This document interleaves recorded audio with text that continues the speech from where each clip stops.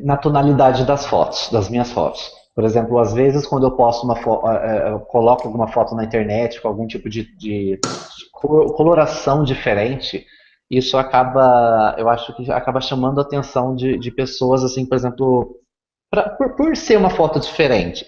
Isso valeu muito a pena para mim. Então, assim, no caso desses fotógrafos que eu citei como referências, são fotógrafos assim, por exemplo, as fotos deles são muito quentes e, tipo, me chamou a atenção por causa disso. Então, eu utilizo o tratamento da maneira quente para como uma forma de, não assim, tipo, de plágio, uma forma de inspiração. Eu me inspirei nisso.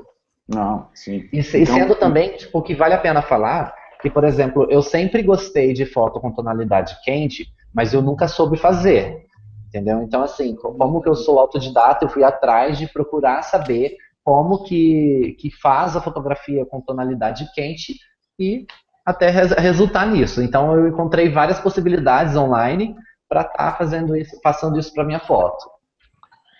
legal. Então, eles são referências para você, mas você não copiou a fotografia deles, né? Não, não Você copiei. Não a copiei partir assim. dessas referências, você criou a fotografia do JR, né?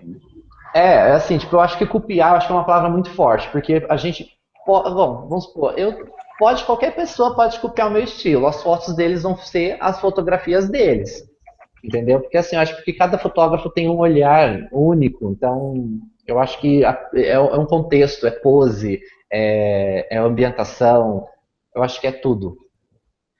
Legal. Mais alguma pergunta aí, Paulo? Edmar, por mim, eu acho que nós podemos partir para as conclusões finais com todos os méritos para o JR. Sim, sim. Legal.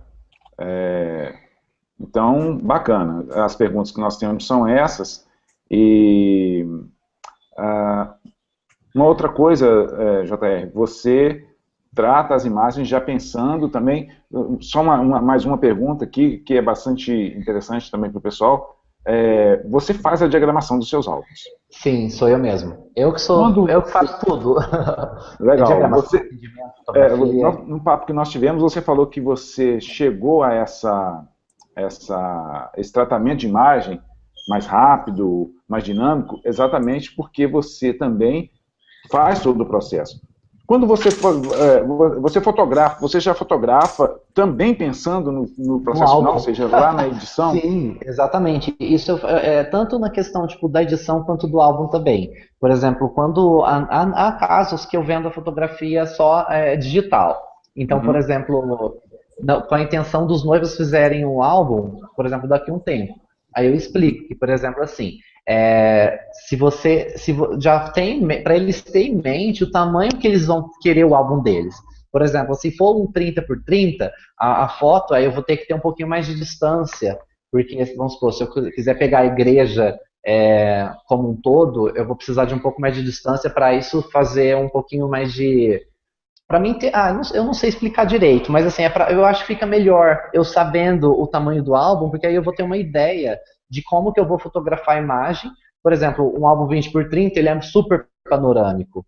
E um álbum 30 por 30 nem tanto, entendeu? Então, assim, tudo é aquele processo tipo de estar pensando para estar Antes, né? fazendo o resultado final. E sobre o que eu falei, sobre a agilidade do meu tratamento, por exemplo, o cara é fotógrafo, mas assim, ele fotografa, ele edita com o carimbo.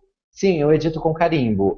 Na verdade, não influencia tanto para mim na hora do resultado final. Por exemplo, a foto impressa ou o álbum impresso. Por exemplo, eu já editei, nossa, minuciosamente o rosto de várias noivas, tipo, pensando assim, nossa, eu tenho que deixar a pele dela perfeita e mais natural possível.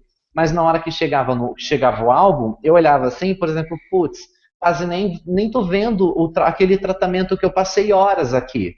Entendeu? Como que eu vou citar? O Dodge and Burn. Então, não, não estava rendendo. Então, eu utilizei o carimbo mesmo e veio da mesma forma. Eu fiz um teste, fazendo a encadernadora me trouxe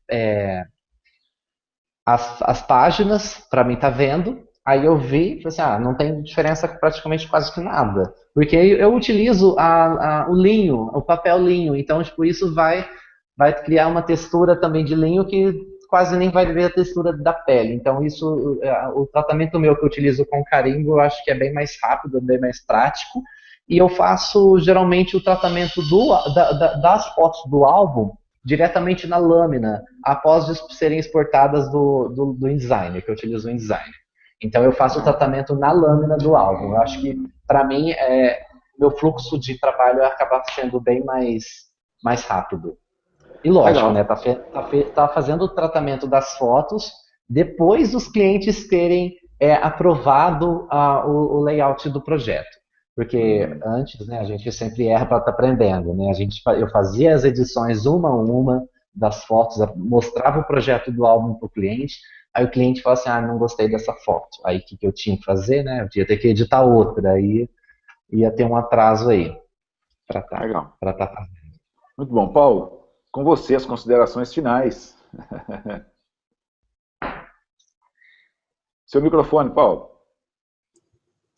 JR, em nome do grupo Viver de Foto, nós gostaríamos de agradecer esse hangout, você ter disponibilizado esse tempo aí nessa quinta-feira com a gente aqui, mostrando um pouco do seu trabalho.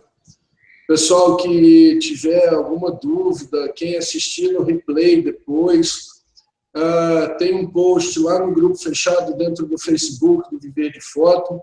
Deixem as perguntas lá. Se possível, marquem o JR nas perguntas para facilitar para ele mesmo ir lá, poder responder, para a gente poder dar uma atenção para a galera toda.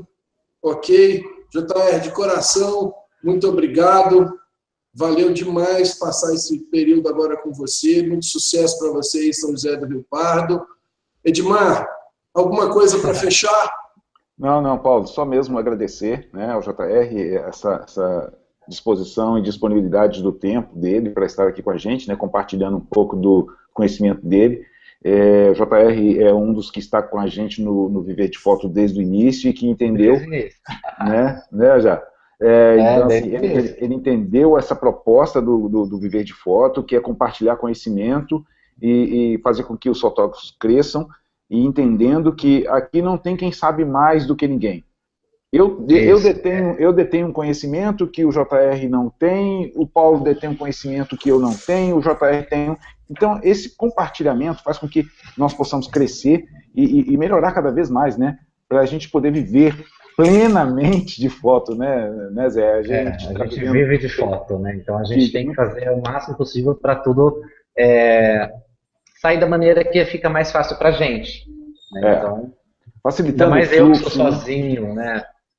Isso é importante. E nós tivemos aqui, o último hangout foi sobre fluxo de trabalho, né? Agora vem o JR com o tratamento de imagem, que acabou abordando um pouquinho do fluxo de trabalho também, mostrando como facilita, tendo um fluxo de trabalho organizado, como facilita o trabalho final. Então, JR, no mais, meu querido, muito obrigado, mais uma vez, por compartilhar com a gente o seu conhecimento. Ok?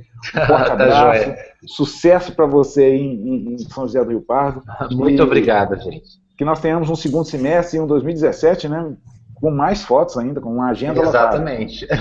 Exatamente, gente. Muito obrigado. É isso aí. Falou, Zé. Um abração. Falou, gente. Tchau, tchau. Tchau, tchau. Um abraço. Até mais. Outro. Falou.